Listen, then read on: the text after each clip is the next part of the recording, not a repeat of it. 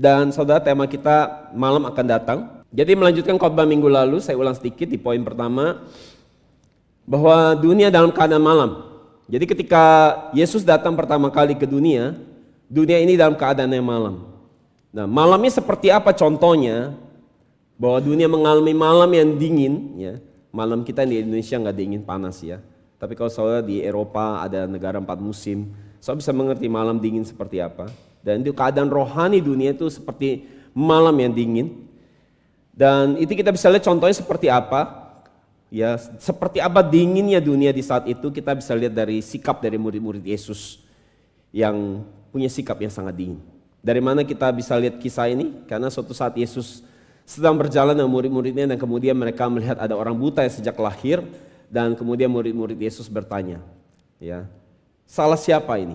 Salah dia atau salah orang tuanya? Sesuai dengan Yohanes 9:4. Jadi ada yang tidak pas di sini bahwa respon murid-murid, ya, murid-murid yang hidup bersama Yesus yang harusnya ada kasih di dalam hidup mereka, tetapi justru mereka seperti yang tidak punya belas kasihan, ya.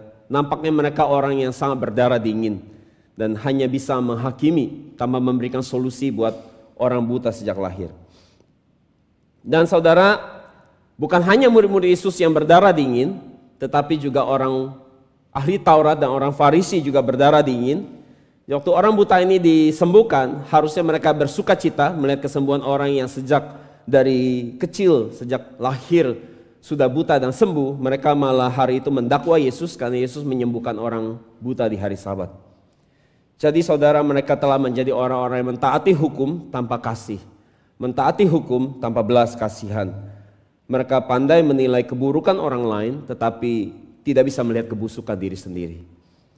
Matius 23-27 katakan, terjemah AYT, celakalah kamu, ahli-ahli Taurat dan orang-orang Farisi, orang-orang munafik, sebab kamu seperti kuburan yang dicat putih, pada bagian luarnya kelihatan bagus, tetapi bagian dalamnya penuh dengan tulang-tulang orang mati dan semua kenajisan. Saudara, di dunia yang dipenuhi orang-orang seperti ahli Taurat dan orang Farisi, adalah dunia yang pandai melihat kesalahan orang lain, tetapi tidak bisa melihat keburukan ataupun kebusukan sendiri. Bagaimana dengan kita hari ini? Kita lebih mudah mencari kesalahan kita sendiri, menemukan kejelekan kita sendiri, atau mencari kejelekan atau kelemahan orang lain? Kita cenderung yang mana, saudara? Lihat apa? Orang lain ya, lihat orang lain. Mungkin saudara bilang, enggak kok, saya bisa kok ditegur, atau saya mau kok cari saya bisa kok melihat kekurangan saya. Saya mau tanya saudara, kebanyakan orang lebih senang ditegur atau dikasih kata-kata yang bagus? Kata-kata yang bagus. Orang lebih suka dengan pujian atau lebih suka dengan teguran? Pujian. Kenyataannya kita nggak siap untuk ditegur. Jadi saudara, itu kenyataan kita. Dan setiap kali ada teguran, kita sambut itu dengan baik. Siapa tahu itu Tuhan bicara sama kita. Tapi mungkin kita pikir, ini bukan Tuhan lah, ini hanya si manusia kurang ajar ini yang ngomong. Jadi saudara, kesombongan atau melihat diri bagus, ini seperti orang Farisi dan ahli Taurat. Mereka seperti orang yang punya dosa dalam diri mereka, ya, tapi mereka tidak menyadari. Ini seperti penyakit kusta, ya. Diam-diam pelan-pelan menggerogoti di dalam kita, tiba-tiba jari copot, tangan copot, ya. Jadi saudara, kalau kita ada di dalam gelap, tetapi kita melihat diri kita begitu terang, ada di dalam terang, saya bisa bayangkan betapa gelapnya hidup kita. Kalau gelap kita sangka terang. Saya mengerti maksudnya? Kalau terang, kalau gelap kita lihat terang, betapa gelap hidup kita. Jadi saudara, meski kita hidup di dunia bagai malam secara rohani, minggu lalu saya sampaikan bahwa kita bisa mengubah malam dalam hidup kita ini, dalam dunia ini, menjadi siang. Dengan cara apa? Dengan cara kita melakukan pekerjaan Bapa, dengan melakukan pekerjaan-pekerjaan siang. Bagaimana kita mengubah hidup kita yang bagai malam jadi siang dengan melakukan pekerjaan Bapa, pekerjaan siang. Apa itu pekerjaan siang? Ada masih ingat? Pekerjaan siang apa? Menginjil, ya, menginjil. Jadi saya mulai ingetin lagi saudara, yang pertama membaca, meneliti dan menyelidiki Alkitab. Pakai Alkitab, yang kedua pakai Alkitab untuk bercermin, mengoreksi dan menemukan kesalahan sendiri, kelemahan dosa diri sendiri. bukan untuk menghakimi orang lain atau melihat diri lebih baik. Berikutnya, melayani Tuhan sungguh-sungguh di gereja. Lakukan dengan mata yang tertuju pada Tuhan. Lakukan bukan buat manusia tetapi buat Tuhan. Bayar harga sampai ada rasa sakit di dalam bayar harga itu. Baru kita bisa tahu bahwa kita sungguh mengasihi Tuhan. Datang setiap minggu ke gereja secara rutin. Jangan kadang-kadang hadir, kadang-kadang tidak hadir. Menginjil, membagikan firman murni ini ke banyak orang. Mendukung pekerjaan penyebaran firman yang murni ini lewat 3D, dana, daya, dan doa. Ini pekerjaan siang. Gak usah pusing lagi, saudara kalau lakukan ini, saudara ada dalam kondisi siang, tidak dalam kondisi malam. Jadi saudara, dan waktu Yesus disalib, waktu Yesus datang pertama kali di dunia, kedatangan pertama, dunia dalam kondisi malam. Maka lagunya Malam Kudus, ya kan? Tapi sekarang, waktu Yesus disalib, ya waktu dia datang ke dunia, dia terang dunia. Tapi waktu dia disalib, dibunuh, dunia kehilangan terangnya kembali. Dunia kembali jadi malam. Jadi poin yang kedua, Yesus akan datang kembali dan dunia dalam keadaan malam. Yang lebih parah lagi, bukan hanya malam, tetapi apa? Dalam kondisi apa? Bukan hanya malam, tapi di dalam kondisi apa? Di depan slide-nya. Tengah malam, ada dalam kondisi tengah malam. Matius 25 ayat 1-6 kita baca sama-sama. Pada waktu itu hak kerajaan sorga seumpama 10 gadis yang mengambil pelita dan pergi menyongsong mempelai laki-laki. 5 diantaranya bodoh dan 5 bijaksana. Gadis-gadis yang bodoh itu membawa pelitanya tetapi tidak membawa minyak. Sedangkan gadis-gadis yang bijaksana itu membawa pelitanya juga membawa minyak dalam buli-buli mereka. Ya, tapi karena mempelai itu lama tidak datang-datang juga, mengantuklah mereka semua lalu tertidur. Waktu tengah malam, perhatikan baik-baik. Waktu tengah malam, terdengarlah suara orang berseru, mempelai datang, songsonglah dia. Jadi saudara, perumpamaan yang bicara tentang ada 10 gadis perawan. Dan kita semua tahu kisahnya, bahwa kisah ini mengambil adegan di siang hari atau di malam hari. Di malam hari. Dan yang lebih mengerikan, di kisah ini kita lihat bahwa ternyata mempelai pria itu, dia datang bukan hanya malam, tapi di tengah malam. Jadi di puncak yang paling malam, di puncak yang paling gelap, di puncak semua orang sedang tertidur, disitulah mempelai laki-laki itu datang. Jadi Yesus akan datang di waktu tengah malam. Di puncak semua orang sedang tertidur secara rohani, di waktu seperti itu dia akan datang. Jadi waktu Yesus lahir di Matius 2, di kedatangan pertama, dia datang di waktu yang malam. Dan cara dia pergi meninggalkan dunia, dibunuh dan disalibkan, sesuai Yohanes 8:12 dikatakan, akulah terang dunia, barang siapa mengikut aku, ia tidak akan berjalan dalam kegelapan, melainkan ia akan mempunyai terang hidup. Jadi kedatangan yang pertama, dunia dalam keadaan gelap, dalam keadaan malam. Tetapi waktu Yesus datang, dikatakan akulah terang dunia, artinya Yesus itu adalah terang, maka dunia di dalam keadaan terang hari itu. Dunia dalam keadaan terang waktu Yesus datang. Tetapi sekarang terang ini dianiaya dan dibunuh. Dan ketika dia dibunuh, Yesus pergi meninggalkan dunia dan dunia kembali jadi apa? Malam kondisinya. Dan konfirmasi bahwa memang sejak Yesus pergi, dunia tidak dalam kondisi terang, tapi dalam kondisi malam. Konfirmasi bagi kita hari ini adalah dari ayat yang kita baca hari ini, bahwa mempelai laki-laki dia datang di waktu malam. Jadi semakin mengerikan bahwa itu bukan hanya malam yang biasa, tetapi dikatakan itu ada di tengah malam. Di saat apa semua orang sedang apa? Tertidur secara rohani. Justru dia datang di saat seperti itu. Saya mengerti, bukankah ini sangat mengerikan? Hah? Saudara nggak takut? Biasa-biasa aja. Mengerikan. Saya membayangkan ini sangat mengerikan. Kita harus tanya sama diri kita hari ini, apakah kita sedang dalam kondisi siang atau malam? Karena kalau jika kita dalam kondisi malam, ini sangat celaka kondisinya. Karena Tuhan akan datang di waktu yang seperti itu. Dan saudara, di saat itu waktu Yesus datang kedua kali, dunia dalam kondisi malam yang gelap. Itu artinya orang semua tertidur. Enggak ada lagi yang peduli dengan Tuhan. Enggak ada lagi orang yang cari Tuhan. Orang Kristen telah mengubah mimbar gereja menjadi tempat buat cari berkat. cari kesembuhan. Orang Kristen hari ini merasa diri cukup bagus. Rohani, anak Allah, ciptaan baru. Biji matanya Allah. Sehingga merasa diri udah puas dengan rohaninya dan tidak lagi berjaga-jaga. Dan di saat seperti itu yang paling celaka, dia datang. Sama seperti maksud saya. Betapa mengerikan itu. Waktu kita merasa diri kita bagus, apakah kita masih perlu berjaga-jaga? Apakah kita masih perlu mengoreksi diri kita? Masih perlu? Menurut saudara, kalau saudara lihat diri saudara bagus sekali, apakah saudara akan memikirkan untuk mencari kekurangan saudara? Kalau saudara lihat diri saudara udah bagus, apakah saudara akan cari lagi kekurangan saudara? Ada? Enggak kan? Enggak perlu lagi berjaga-jaga. Dan di saat seperti itulah dia datang. Saya membayangkan adegan ini sangat mengerikan. Sangat mengerikan. Hari ini semua orang Kristen pikir Tuhan itu baik doang. Hari ini semua orang Kristen belajar Tuhan itu kasih doang. Enggak ada orang Kristen yang percaya bahwa Tuhan bisa menghakimi orang, bisa menindas orang, bisa mendisiplin orang. Enggak ada yang percaya. Itu produk dari pendeta-pendeta di luar sana yang ngajarin Tuhan separuh benar. Jadi kalau ditanya kamu cinta Tuhan, orang Kristen semua akan jawab, iya dengan berani, saya cinta Tuhan. Apakah kamu mengasihi Tuhan? Mereka akan jawab, iya saya cinta Tuhan, saya mengasihi Tuhan.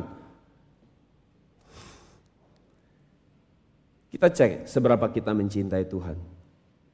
Berapa kali dalam satu minggu ini saudara mikirin Tuhan? Mikirin pekerjaan dia. Mikirin rencana dia. Mikirin bagaimana rencana Tuhan ini, pekerjaan Tuhan firman bisa disebarkan. Mikirin apa yang bisa saya lakukan untuk mendukung pekerjaan Tuhan. Dalam satu minggu ini berapa sering saudara ke gereja dibanding saudara pergi ke tempat lain. Dalam satu minggu ini berapa sering saudara mikirin soal bisnis saudara, mikirin hidup saudara, mikirin uang saudara, melebihi mikirin Tuhan. Hati Tuhan. Ayo kita jujur-jujuran deh kalau kita bilang kita mengasihi Tuhan. Ayo. Bangun tidur yang saudara pikirin apa? Kerjaan. Ya, jujur aja. Kita sayang Tuhan. Kita ini produk gagal sebenarnya. Produk gagal dari pendeta yang cuci otak kita bilang kita udah bagus semua. Kita belum bagus. Kalau kita udah bagus, Yesus nggak suruh kita berjaga-jaga. Kita nggak ada yang mikirin Tuhan sama sekali, nggak ada. Kita mikirin hidup kita, nasib kita, keluarga kita, keadaan kita. Kita nggak pernah mikirin Tuhan apa yang menjadi kamu punya mau hidup saya. Kalau udah dibikin susah pun kita nggak pernah cari tahu kenapa saya mesti dibikin susah kayak gini Tuhan. Ini gara-gara si setan sialan ini nih, hidup saya jadi susah. Bisa lihat kekurangan sendiri? Nggak bisa. Nggak bisa. Jadi dari ayat ini kita tahu bahwa kedatangan Yesus ia akan datang di waktu malam. Dan itu bukan hanya malam tapi tengah malam. Jadi saya akan buat kesimpulan. Jadi waktu Yesus kedatangan pertama, dunia dalam keadaan siang atau malam? Malam. Waktu Yesus pergi, dia pergi dunia dalam keadaan apa? Malam. Waktu dia datang kedua kali, dunia dalam keadaan apa? Malam kembali. Bahkan bukan hanya malam tapi tengah malam. Jadi baik dia datang, dia pergi, dan dia datang lagi, dunia tetap dalam keadaan siang atau malam? Malam. Bahkan di kedatangan kedua yang lebih mengerikan, Alkitab katakan adanya bukan hanya malam, tapi tengah malam. Tengah malam. Di saat semua orang Kristen lagi lihat dirinya bagus banget. Di saat semua orang lagi lihat dirinya bagus, di saat itu Tuhan datang. Nggak ada orang berjaga-jaga. Nggak ada orang lagi berjaga-jaga ngaca lihat hidupnya. Semua orang Kristen pandainya lihat kelemahan orang lain. Kalau dengar pesan firman Tuhan maunya enak-enak, soal berkat, sembuh, semua enak-enak mau itu dengar. Ya. Kalau mau dengar pendeta ngomongnya maunya dengarnya enak-enak. Kalau udah nggak enak, kurang ajar itu. Jadi hanya mau terima yang enak. Nggak bisa lihat yang nggak enak, nggak mau. Bagaimana gereja hari ini kondisinya? Tempat yang harusnya ada firman hari ini, nggak ada lagi firman. Gereja harus ngajarin orang untuk ngerti hati Tuhan lewat belajar Alkitab. Nggak ada lagi. Mimbar gereja udah berubah seperti training motivator. memotivasi jemaat dengan pakai ayat yang dicomot-comot. So perhatiin aja, ayat dicomot-comot dan kemudian dipelintir untuk judulnya apa? Gimana dia sukses, kaya dan diberkati, sembuh, mujizat. Nggak ada lagi mimbar gereja yang bicara secara murni tentang Tuhan itu kasih, tapi dia juga adil. Nggak ada lagi. Kalau tempat yang harusnya ada terang, nggak ada lagi terang. Tempat yang harus ada firman, tidak ada lagi firman. So bisa bayangkan betapa gelap hari ini dunia. Betapa sangat gelap dunia. Jadi 5 gadis yang bijaksana dan 5 gadis yang bodoh, mereka sama-sama menantikan mempelai pria. Artinya ada gereja yang bijaksana, ada gereja yang bodoh. Alkitab katakan bahwa malam, ketika malam itu tiba, semua 10-10-nya sama-sama jatuh tertidur. Dan kadang katanya mau datang tapi dia tidak datang-datang dan udah semakin malam. Sama seperti kita hari ini, kita dengar dari dulu, dari 20 tahun yang lalu, 10 tahun yang lalu, 30 tahun yang lalu, kekristenan kita dikatakan Yesus mau datang, tapi kenyataan Yesus datang atau enggak? Enggak. Sehingga kita akhirnya apa? Tidur secara rohani. Ngantuk secara rohani. Enggak lagi berjaga-jaga.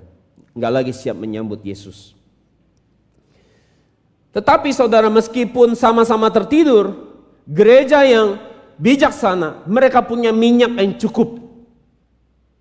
Tetapi gereja yang bodoh, dia tidak ada pelita dan minyak yang cukup. Sehingga mereka diusir dan ditolak oleh Yesus.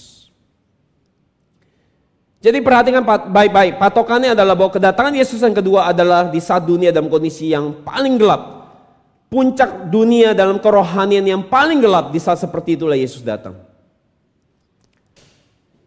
Dan kalau saya katakan seperti ini bukan berarti bahwa Yesus setuju bahwa jika dunia dalam keadaan yang malam, maka Yesus akan datang.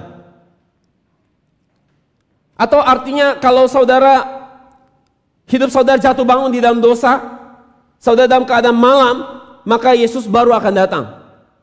Tidak seperti itu, jangan pikirkan seperti itu.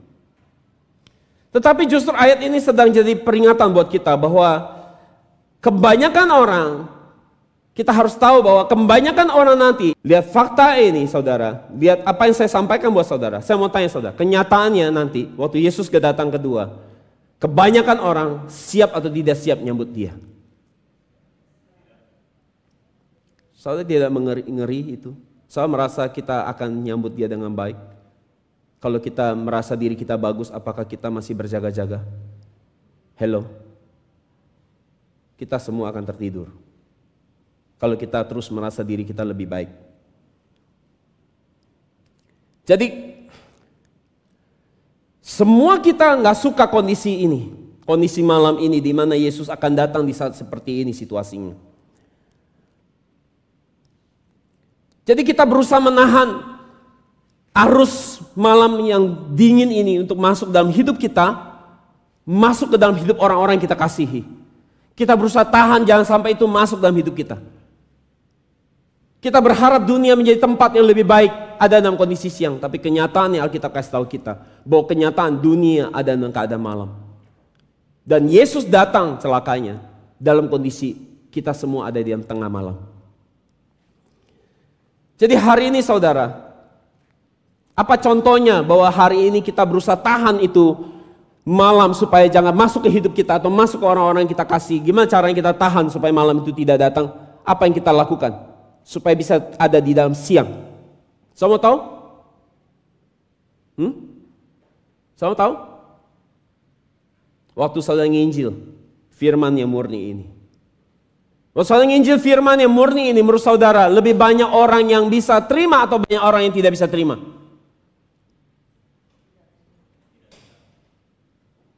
Saudara nggak senang, saudara berusaha tahan, saudara berusaha injilin orang, tapi kebanyakan orang bisa lihat atau tidak? Itu tandanya arus kegelapan ini terus masuk penetrasi. Jadi saudara mau berusaha sekuat apapun menahan arus kegelapan malam itu. Membagikan terang firman yang murni ini kepada dunia. Kenyataan dunia tidak bisa lihat, tidak bisa memahami, tidak bisa mengerti apa yang sedang saudara sampaikan. Mereka menolak dan anggap remeh firman yang murni ini. Dan seperti itu kondisi kenyataan dunia hari ini yang kita hadapi. Sedikit sekali, bahkan terlalu sedikit, orang yang sungguh-sungguh mau menyambut cahaya firman Tuhan itu masuk ke dalam hatinya dengan baik. Lebih banyak orang menolaknya daripada menerimanya. Kekristenan hari ini bukanlah kekristenan yang mau menerima firman untuk mengoreksi hidup kita. Tapi menerima firman untuk dipakai hanya untuk terima yang enak-enaknya aja.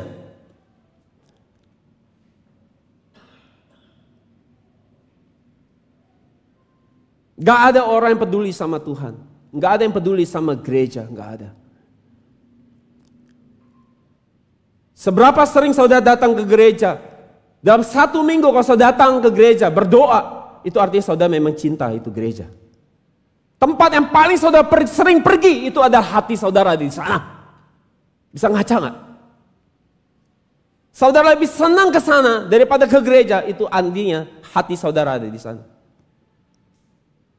Tapi kita bilang kita orang yang mengasihi Tuhan, kita orang yang mencintai Tuhan.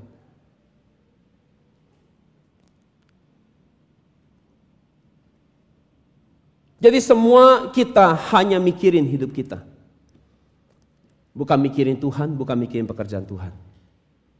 Saudara, waktu bangsa Israel di padang gurun, di dalam perkemahan mereka semua kemah-kemah itu menghadap ke satu tempat. Di satu pusat, itu bait suci. Kenapa Tuhan bikin polanya seperti itu? Kenapa Tuhan harus bikin polanya seperti itu? Kenapa? Supaya semua orang berpusat kepada gereja. Berpusat kepada bait suci. Itu artinya latihan untuk kita boleh pergi ke surga. Gereja. Jadi ketika kita hari ini enggan untuk pergi ke gereja, itu artinya kita enggan pulang ke sorga sebenarnya. Hati kita sudah memperlihatkan bahwa kita sebenarnya lebih suka pergi ke dunia daripada pergi ke gereja. Jadi rumusannya adalah semua kehidupan iman yang tidak ada hubungan dengan keinginan dan kehendak Tuhan. Iman yang berfokus kepada diri sendiri, itu bukan iman yang datang dari Tuhan. Dan Tuhan tidak berkenan. Dan kita katakan bahwa kedatangan anak manusia itu akan seperti zaman Nuh dan zaman Lot. Kejadian 6 ayat 5. Ketika dilihat Tuhan bahwa kejahatan manusia besar di bumi dan bahwa segala kecenderungan hatinya selalu membuahkan kejahatan semata-mata. Jadi air bah adalah respon Tuhan karena manusia kecenderungan hatinya hanya dosa. Dikorek-korek isinya hanya dosa. Dunia sudah banjir oleh dosa lebih dahulu, baru Tuhan meresponi dengan memberikan penghakiman banjir air bah. Jadi sebelum dunia dihakimi oleh air bah, dunia sudah banjir air bah dulu oleh dosa sebenarnya. Pertanyaan saya gini, apa dosa dunia di hari itu sampai Tuhan menghakimi mereka di zaman Nuh dan di zaman Lot? Apa dosa mereka? Dosa mereka punya satu kesamaan. Kita lihat di Lukas 17:26-30, kita baca 2-3. Dan sama seperti terjadi pada zaman Nuh, demikian pula halnya kelak pada hari-hari anak manusia. Mereka makan dan minum,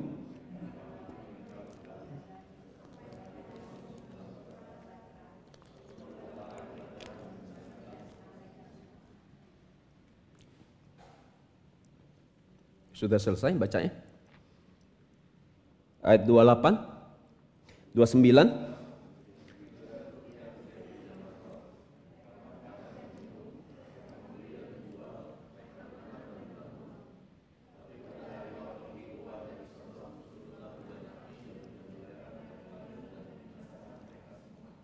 Tiga puluh.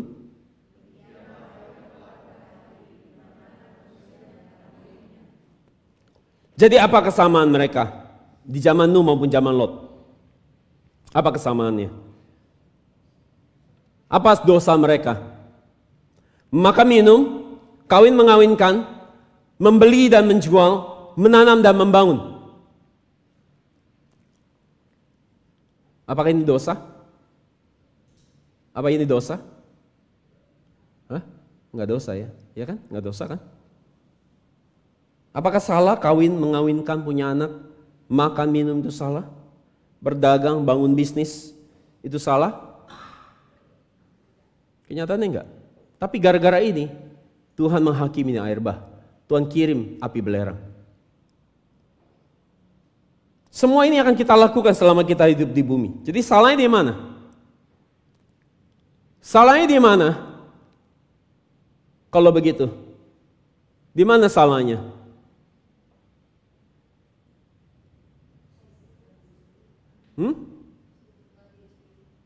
Sibuk dengan diri sendiri. Jadi maksudnya apa? Sibuk dengan diri sendiri.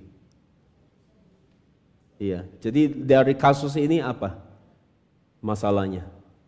Kalau ini tidak salah, tapi ini jadi salah. Tadinya nggak salah kan, tapi jadi salah sekarang. Jadi apa yang menyebabkan ini jadi salah? Yang tadi tidak salah jadi salah. Harusnya ini netral, tapi kok jadi salah? Kenapa?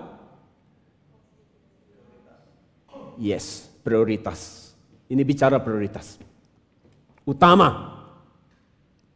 Maka minum tidak salah, bisnis, bangun bisnis nggak salah. Tapi kalau itu menjadi yang utama melebihi hati Tuhan, pikiran Tuhan, isi hati Tuhan, itu jadi salah besar. Karena ketika kita lakukan, itu kita lakukan buat Tuhan dan buat diri kita. Saudara kerja, bangun bisnis, saudara cari duit yang banyak. 90% buat diri saudara, 10% buat Tuhan kok. Siapa yang paling banyak diuntungkan? Kalkulatornya menang siapa di sini? Diri kita kok, bukan Tuhan. Kita bilang Tuhan berkati aku, nanti aku berkati rumahmu. Come on, get real. Kita yang makan paling banyak, Tuhan dapat jatah 10% doang. Tapi kita bilang ini buat Tuhan, demi Tuhan. Demi diri kita, karena kita mau hidup lebih enak, mau lebih nyaman hidupnya. Mau beli apa aja bisa. Itu jujur gitu loh. Tapi kita bisa jujur? Nggak bisa. Kita nggak bisa jujur. Jadi ini tidak salah, tetapi jadi salah ketika apa? Waktu kita fokus buat hal-hal ini. Fokus kita hanya mikirin diri sendiri. Jadi di zaman itu manusia hanya mikirin diri sendiri, kesenangan sendiri. Tidak ada orang yang berusaha mencari kehendak Tuhan. Tidak ada yang mencari pengenalan akan Tuhan. Tidak ada yang mencari pertobatan diri, nggak ada. Semua orang berasa diri kebagusan hari itu. Saya mau tanya hari ini, ada bedanya nggak zaman Nuh dengan zaman Lot hari ini? Ada bedanya nggak hari ini? Nggak ada bedanya. Nggak ada bedanya. Kalau baca Alkitab pun hanya buat cari solusi hidup namanya.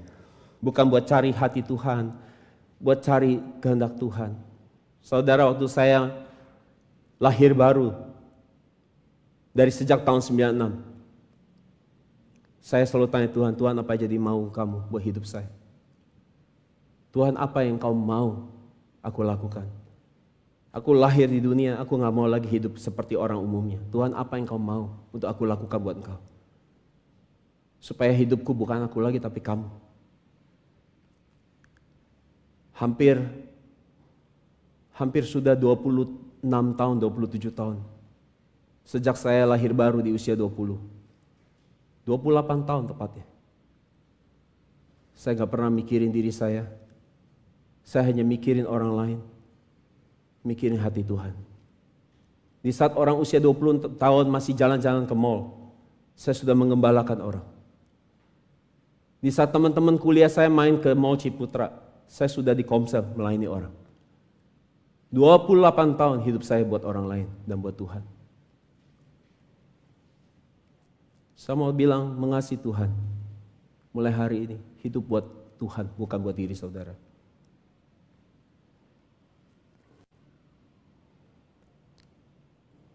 Jadi mereka makan minum, senang-senang, kawin mengawinkan, ya, bicara kawin, bicara yang dipikir hanya soal seks, perempuan, bicara soal kawinin anak. Kalau kawinin anak butuh duit kan, butuh duit yang banyak kan, harus cari duit, harus bangun bisnis, harus kerja kan, karena mau ngawin anak perlu pakai duit yang banyak. Ya jadi akhirnya berdagang, bisnis, ya kerja, fokus karir. Peluang bisnis apa yang lagi bagus, apa yang lagi cuan hari ini. Semua orang mikirin cuma itu hari itu kan. Dan seperti itu di zaman Nuh dan Lot. Sama seperti zaman sekarang. Dan celakanya di saat seperti itu, Tuhan ini datang. Jadi gereja telah mengubah mimbarnya jadi ngajarin jemaat untuk mencari bagaimana hidup sukses, kaya dan terkenal, dihormati di bumi. Enggak ada lagi orang yang ngajarin Tuhan tuh adil. Tuhan tuh bisa, Tuhan itu baik, Tuhan itu kasih. Nggak ada lagi orang yang ngajarin bahwa Tuhan itu juga Tuhan yang bisa membalaskan kejahatan Saya pernah dengar khotbah itu lagi bahwa ada Tuhan yang bisa membalaskan kejahatan dari bapak ke anak, anak ke cucunya sampai bahkan generasi yang keempat. Saya tahu itu? Nggak pernah dengar lagi. Ulangan 5 ayat 9. Jarang sekali lagi kita bisa menemukan firman yang murni. Tidak banyak lagi orang-orang pendeta yang mengajarkan tentang mengenal hati Tuhan. Meneliti Alkitab. Buat apa? Buat mengerti hati Tuhan. Gak ada. Yang ada bagaimana sukses, kaya dan diberkati, sembuh, sehat, mujizat. Saya percaya Tuhan akan lakukan itu buat semua hidup saudara. Kalau dia mau. Amin. Tapi itu bukan fokus hidup kita. Iman kita bukan didasarkan untuk itu. Saudara, kalau kekristenan hanya mau cari mujizat berkat, saudara jangan jadi orang Kristen. Saudara ke Gunung Kawi, karena semua orang ke Gunung Kawi itu cari berkat dan mujizat.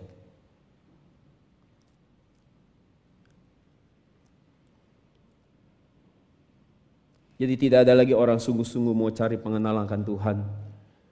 Sungguh-sungguh mau hidup menyenangkan Tuhan. Semua orang hanya mikirin diri sendiri. Dan di puncak kegelapan seperti itu, celakanya Tuhan itu datang.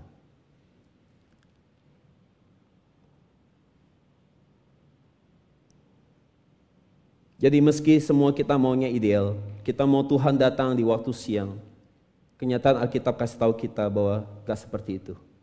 Yesus akan datang kembali di dunia, dan dunia dalam keadaan gelap secara rohani. Di saat semua orang sedang merasa dirinya bagus, tidak bisa melihat kekurangan sendiri, pandai menghakimi orang lain, di saat seperti itu Tuhan datang. Saya sering melihat adegan itu. Saya tahu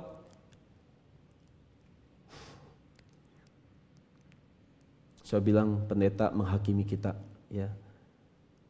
Ini firman Tuhan. Orang yang terdekat sama saya, orang yang dekat dalam hidup saya, ya, orang ring satu saya boleh tanya, kalau pendeta ada salah, dia ngaku nggak? Ngaku, saudara, nggak pakai ngeles. Saya orang apa adanya, saudara. Kalau saudara jadi orang ring satu saya akan tahu, saya orang yang kalau saya dinyatakan salah, saya akan ngaku. Tapi hari orang Kristen ditegur, ngeles, banyak alasan. Saya buka. Hari ini saya di depan saudara dan di belakang saudara. Ini saya. Saya ngaku kalau saya salah. Bahkan sebelum saudara ngomong pun saya bisa ngaku kalau saudara orang ring satu saya. Saya nggak nyalain orang lain. Saya nyalain diri saya sendiri. Saya tanggung dosa saya sendiri, kelemahan saya sendiri.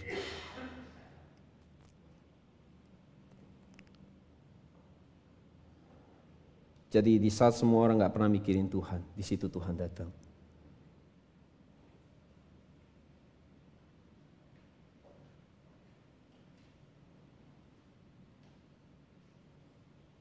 Jadi andai kita bisa mengubah keadaan ini, kita semua mau ubah keadaan ini. Tapi sayangnya terlalu sedikit, bahkan sangat sedikit orang-orang yang bisa masuk ke dalam kerajaan Allah. Tetapi saudara, yang terpenting hari ini, bahwa meskipun dunia ada dalam keadaan gelap, saudara dan saya harus mengubah gelap hidup kita jadi terang. Saudara harus bisa terang sekali dengan firman Tuhan. Sampai bisa lihat kotoran sedikit aja, saudara bisa lihat. Kalau ruangan ini terang sekali, sedikit kotoran pun kita bisa lihat. Tapi kalau terangnya redup-redup, saudara, kotoran jatuh pun kita nggak bisa lihat.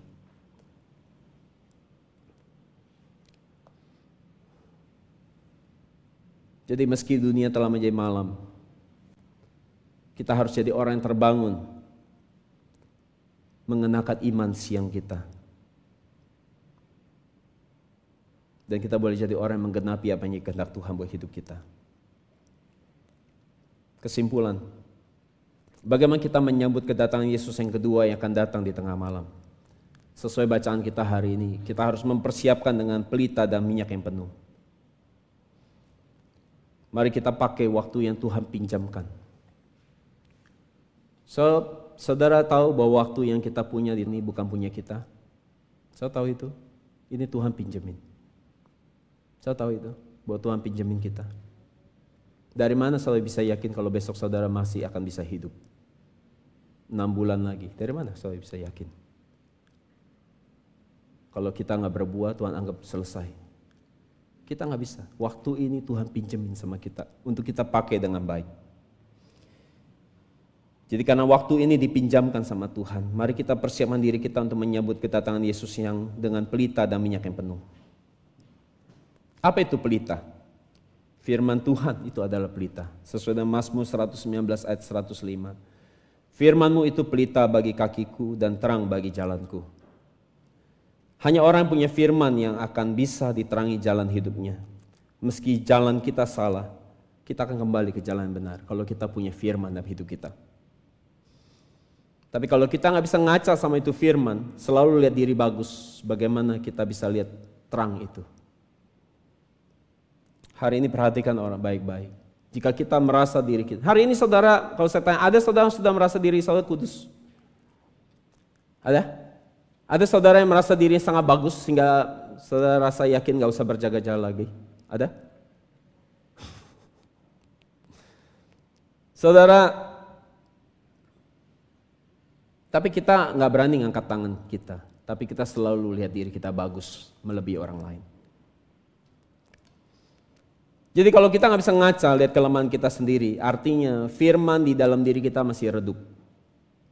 Belum terang menerangi hati kita. Apalagi jalan kita. Orang yang lihat dirinya bagus, itu tanda belum ada terang dalam diri dia. Kalau ada terang, perhatikan baik-baik, dia akan seperti Paulus, dia akan berkata seperti ini. Roma 7 ayat 22-24, kita baca. Selalu baca sama-sama, lihat ke depan. Baca sama-sama, 2-3. Sebab aku suka akan hukum Allah di dalam batinku, tetapi ku melihat hukum lain dalam anggota-anggota tubuhku yang berjuang melawan hukum akal budiku dan menawanku ke dalam hukum dosa yang ada dalam anggota-anggota tubuhku. Apa 24? Aku manusia celaka, siapakah yang akan apa? Menyelamatkan aku dari tubuh maut ini. Paulus katakan dia manusia apa? Celaka. Saudara merasa Paulus lebay? Paulus. Siapa Paulus? Saudara mau tahu Paulus? Siapa Paulus? Orang yang menulis 80% Alkitab Perjanjian Baru. Penulis Alkitab Perjanjian Baru terbanyak. Siapa Paulus? Orang yang memenangkan benua Asia. Begitu luas benua itu. Termasuk Eropa di dalamnya. Penginjilannya mencakup begitu banyak. Kalau ngomong di pendeta dengan buka cabang udah satu benua Asia itu udah buka cabangnya banyak banget. Nginjil, penyebaran Injil yang luar biasa. Tapi dia bisa berkata bahwa apa? Aku manusia celaka. Saya pernah pikir ini. Apa dia lebay? Enggak. Ini orang yang udah punya terang dalam hidup dia. Dia bisa lihat kotor di dalam dirinya. Bahwa ternyata di dalam baik masih ada jahat.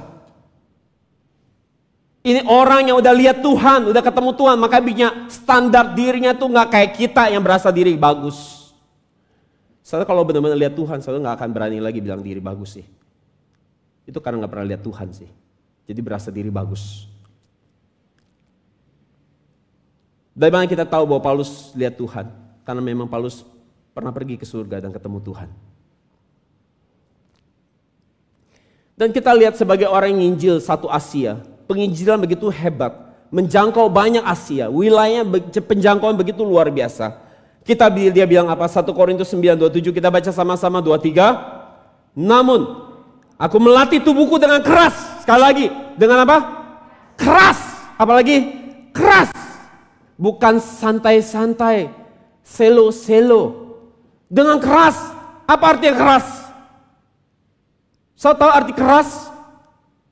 Sampai nyakitin diri sendiri. Nggak sayang-sayang sama diri sendiri, saudara. Ego sendiri gitu. Keras, keras. Dan apa? Menguasainya supaya sesudah itu memberitakan Injil kepada orang lain apa? Aku sendiri tidak ditolak. Dia percaya dia selamat atau enggak sih kalau ngomong kayak gini? Saudara jadi bingung ya. Emang Paulus kalau ngomong suka membingungkan ya. Enggak, dia percaya dia selamat. Tapi dia bekerja dengan keras buat iman dia. Seperti dia nggak akan selamat, itu bedanya sama kita. Kita berasa kita selamat, terus kita nggak kerjain apa-apa karena kita berasa udah bagus. Paulus bedanya sama kita, dia nggak merasa dirinya bagus sehingga dia kerja terus supaya dia berkenan. Tapi dia percaya dia selamat. Saya mau punya setelan yang benar tentang Alkitab, kayak gini cara latihannya. Nggak pernah lihat diri bagus.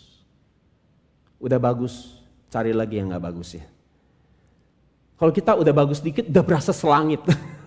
Betul gak? Paulus enggak, udah bagus, apalagi yang belum. Udah bagus, apalagi yang belum berkenan. Udah bagus, apalagi yang belum sesuai dengan hati Tuhan. Itu Paulus. Kalau kita baru bagus dikit, udah ngumbar kemana-mana, berasa bagus yang selangit. Paulus gak begitu. Ini setelan Alkitab yang benar, saudara. Saya rasa saudara gak pernah dengar kayak gini. Jadi saudara, dan terakhir, setiap kita yang merasa diri kita bagus, kita belajar perkataan Paulus, dia bilang apa? Roma 3 ayat 4 kita baca. 2-3. Allah adalah benar. Siapa yang benar? Sekali lagi, siapa yang benar? Ada manusia yang benar? Dia bilang apa? Dan semua apa? Manusia apa? Pembohong. Seperti ada tertulis, supaya engkau ternyata benar dalam segala firman-Mu dan menang jika engkau dihakimi. Jadi orang yang dihakimi pasti benar, itu hanya siapa? Kalau manusia dihakimi pasti akan ditemukan apa? Saudara hakimi orang, saudara juga kena batunya loh saudara. Saudara ya? Itu kayak pedang mata dua. Tapi kalau Tuhan saudara hakimi dia, itu gak akan balik ke dia. Karena dia benar. Tapi kalau saudara hakimi orang lain, itu akan balik ke saudara. Saudara juga punya cacat. Jadi saudara gini, pembohong, apa artinya pembohong? Mulut, hati, tindakan beda. Itu pembohong. Banyak kebohongan dan kepalsuan. Tidak ada yang bagusnya. Hanya dikuasai oleh keinginan dan nafsu sendiri. Pura-pura, pencitraan, main drama. Jadi saudara setuju ayat ini bahwa semua manusia pembohong? Setuju? Setuju? Setuju? Ya, itu pendeta pembohong. Setuju? Ya, setuju ya. Itu pastor itu pembohong itu. Munafik, betul? Itu penatua itu pembohong, palsu itu. Ya. Itu pekerja gereja itu, udah pelayanan 20 tahun kelakuan gak berubah. Gitu kan? Ya, setuju ya, amin kan? Ayat itu. Ini ayat itu, Roma 3:4, hafalin ya. Pendeta kok kayak gitu kelakuannya. Ya, betul gak? Tapi ayatnya gak berlaku buat kita. Saya nggak lihat itu juga, saudara sambil ngomong nggak ngaca itu. Itu juga, saya ngerti kata semua nggak sih? Kita kadang-kadang ini akal sehat kurang jalan ya. Ini kata semua, saya paham nggak kata semua? Ini berlaku kita. Saudara bukan manusia, sudah malaikat. Semua is semua. Semua. Jadi semua saudara. Semua kita sedang bermasalah hari ini. Siapa yang merasa lebih baik yang berani salipin orang lain? Silakan maju. Ada kita merasa diri lebih baik. Saya menghakimi orang, saya tidak tahu hidupnya sesusah apa. Saudara duduk di kursi Tuhan, sudah merasa lebih bagus. Jadi sudah mulai menilai orang lain. Jadi semua manusia pembohong.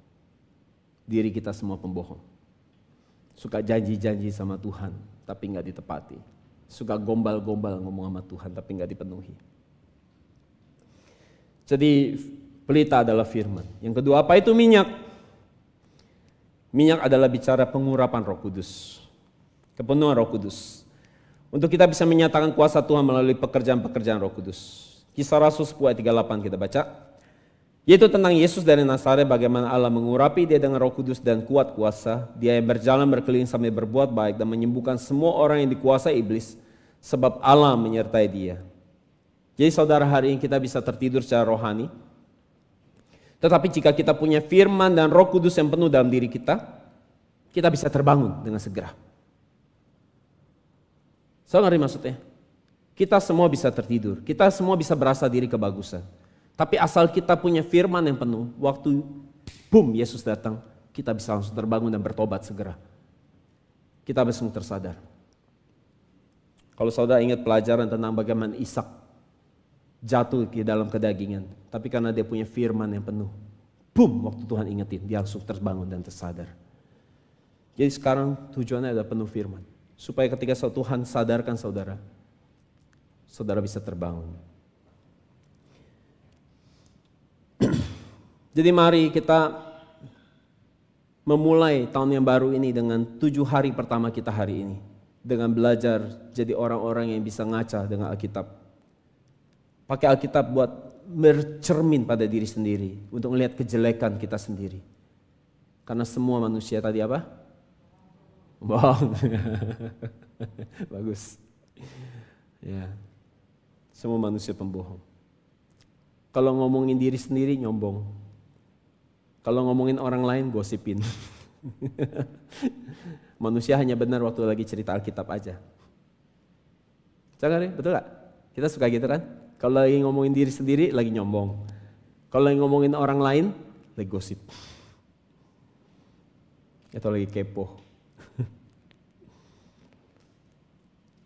Kiranya kita bisa punya pelita yang menyala, punya hati yang jujur, hati yang bersih, sehingga kita bisa semakin hari semakin bisa lihat dunia firman. Waktu saya duduk di situ, Tuhan banyak lihat saya beberapa ayat, dan saya sangat terharu. Saya nggak bisa cerita sama saudara, tapi Tuhan kasih saya lihat, ngerti nggak ini? Tahu nggak ini? Kenapa begini? Lihat begini, lihat ayat ini. Semoga saudara ada di dunia yang seperti ini, yang saya alami. Kenapa harus begini? Ini loh, cara lihatnya begini, kata Tuhan. Ya waktu kita nyanyi tadi, lagu itu sama percakapan saya sama Tuhan jadi klop banget. Jadi nyambung. Kiranya saudara bisa punya kerohanian yang kondisinya seperti itu. Firman berlari dalam diri saudara. Bukan buat orang lain, tapi buat diri sendiri. Jadi mari kita bertobat buat kegagalan di tahun yang lalu, dengan memperbaiki diri di tahun yang baru. Mari kita belajar Alkitab untuk mencari jalan pertobatan kita masing-masing, bukan kepoin orang lain. Mari kita melayani Tuhan sampai ada rasa sakit yang keluar. Mari kita mendukung pekerjaan Tuhan lewat dana, daya, dan doa kita. Sampai ada rasa sakit, mari kita menginjil siapa saja yang kita temui dengan firman yang murni ini. Karena perhatikan baik-baik, karena kita nggak tahu. Mungkin malam akan datang. Dan kita semua nggak bisa kerja lagi. Waktu kita dikasih kesehatan yang baik, mari kita kasih tenaga kita buat pekerjaan Tuhan. Waktu kita diberkati secara keuangan, mari kita pakai uang kita buat pekerjaan Tuhan. Karena sekali lagi, malam akan datang. Mau kerja pun udah gak bisa. Kiranya kita memperlengkapi diri kita di tahun ini dengan firman Tuhan dan kepenuhan Roh Kudus. Sehingga kita bisa siap menyambut Yesus kedatangan yang di tengah malam. Dan meski dunia sedang tertidur lelap secara rohani, jemaat NJM menjadi jemaat yang terbangun dan ada di waktu siang. Dan ditemukan sedang bekerja bagi Tuhan, memberikan seluruh hidupnya bekerja bagi Tuhan. Ada sedang di dalam proyeknya Tuhan. Sehingga misi Tuhan, misi penebusan Tuhan buat dunia ini bisa segera diselesaikan. Jadi meski malam akan datang seperti tema kita akan jadi orang-orang yang mengubah malam dalam hidup kita jadi siang. Dengan firman dan kepenuhan Roh Kudus. Amin. Amin. Mari kita datang pada Tuhan. Firman-Mu pelita bagi kakiku, terang bagi jalanku. Amin. Firman kakiku, terang bagi jalanku. Saat ku bimbang dan hilang jalanku, tetaplah Kau di sisiku, dan takkan ku takut sebab Kau besertaku, disertaku selamanya. Firman-Mu, firman-Mu, berita bagi kakiku, terang bagi jalanku. Firman-Mu, Firman-Mu, berita bagi kakiku, terang bagi jalanku.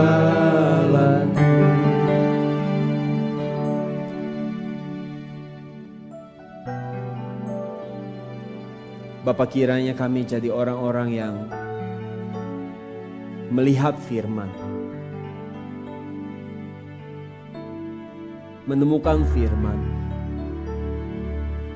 memegang firman. Kiranya kami jadi orang-orang yang boleh melihat cahaya firman-Mu. Kiranya cahaya firman-Mu itu boleh menerangi hati kami yang gelap, yang bagai malam yang gelap. Kiranya cahaya firman-Mu itu boleh menerobos setiap ruang-ruang kegelapan di hati kami, sehingga mendorong keluar setiap kegelapan di dalam hidup kami. Kami berdoa kiranya kuasa pekerjaan firman Tuhan, firman yang memberikan kebebasan, pembebasan dari setiap keterikatan, kelemahan, ini boleh ada dalam hidup kami. Kiranya cahaya-Mu itu, cahaya firman-Mu boleh menerangi, melakukan penetrasi, menembus ke dalam hati kami. Dan buat kami tidak melihat firman itu hanya sebagai sesuatu yang ajaib, cahaya terang yang ajaib. Karena firman itu adalah Engkau sendiri. Jadi tolong kami supaya kami bisa melihat Yesus yang berjalan di depan kami, memegang tangan kanan kami, menggandeng kami, menyelesaikan pertandingan iman kami supaya pertandingan iman ini bisa berakhir dengan baik. Kiranya firman-Mu ini boleh mengoreksi kami, membersihkan hati kami, membuat kami boleh jadi orang-orang yang seperti yang Tuhan inginkan, yang sesuai dengan setelan Alkitab. Bukan dari semua pengajaran yang selama ini kami dengar. Kami bisa punya setelan yang sesuai dengan apa yang Alkitab mau kami belajar lihat. Sehingga kami boleh mengalami penebusan, melihat diri kami sebenar dengan benar, seperti apa yang Tuhan lihat kami, sehingga ada pertobatan. Dan hari kami juga mau berdoa buat setiap kami yang sedang bergumul dengan masalah hidup kami. Mungkin pergumulan di dalam keluarga kami, pergumulan kami untuk menerima firman yang begitu sulit, kami sulit sekali mencernanya. Pergumulan kami buat pekerjaan kami, pergumulan kami buat masa depan kami, buat pasangan hidup, buat masalah ekonomi, buat masalah kesehatan kami. Bapa, kami minta kiranya hari ini aku berdoa buat jemaat-Mu NJM, supaya mereka bisa melihat dunia firman, dunia penciptaan, dunia di mana Tuhan berkata jadilah terang dan terang itu jadi. Dunia di mana Tuhan berkata kiranya daratan dipisahkan dari lautan dan terjadi antara laut dan darat. Bapak, aku berdoa hari ini kiranya jemaat NJM adalah jemaat yang bisa melihat dunia Bapa, dunia firman, dunia penciptaan itu begitu menguasai mereka. Sehingga ada kuasa penebusan, ada kuasa penyelamatan, ada kuasa kesembuhan, ada kuasa mujizat yang boleh terjadi dalam hidup mereka. Aku berdoa hari ini buat setiap mereka yang sedang sakit. Kiranya ada waktu di mana Tuhan Kau menjentikan jari-Mu dan berkata, sekarang kau sembuh, dan jadilah sembuh. Kiranya setiap orang hari ini mereka bergumul dengan hidup mereka. Kiranya mereka boleh mendengar Tuhan berkata, sekarang ada waktu pembebasanmu. Dan mereka dibebaskan hari ini dalam nama Yesus. Bukan oleh impartasi, oleh pekerjaan satu toko atau pendeta yang melakukannya. Tapi oleh kuasa firman Tuhan yang hebat. Setiap kami boleh mengalami kemenangan, boleh mengalami terobosan dalam hidup kami. Mari jemaat NCM, baik engkau yang di sini maupun di Zoom. Hari ini, mari temukan dirimu ada bersama firman. Dapatkan dirimu bersama firman. Sehingga kau hari ini boleh menemukan hari ini kuasa daripada Yesus. Itu boleh hari ini memberikan pengertian, jawaban buat apa yang sedang menjadi pergumulan. Terima kasih Bapa, kami ucap syukur. Dan setiap kami boleh jadi orang-orang yang dikuasai oleh firman. Dengan meninggikan nama Yesus, setiap kita hari ini mengasihi Tuhan, mengasihi firman. Sama-sama katakan, amin, haleluya, beri kemuliaan buat Tuhan.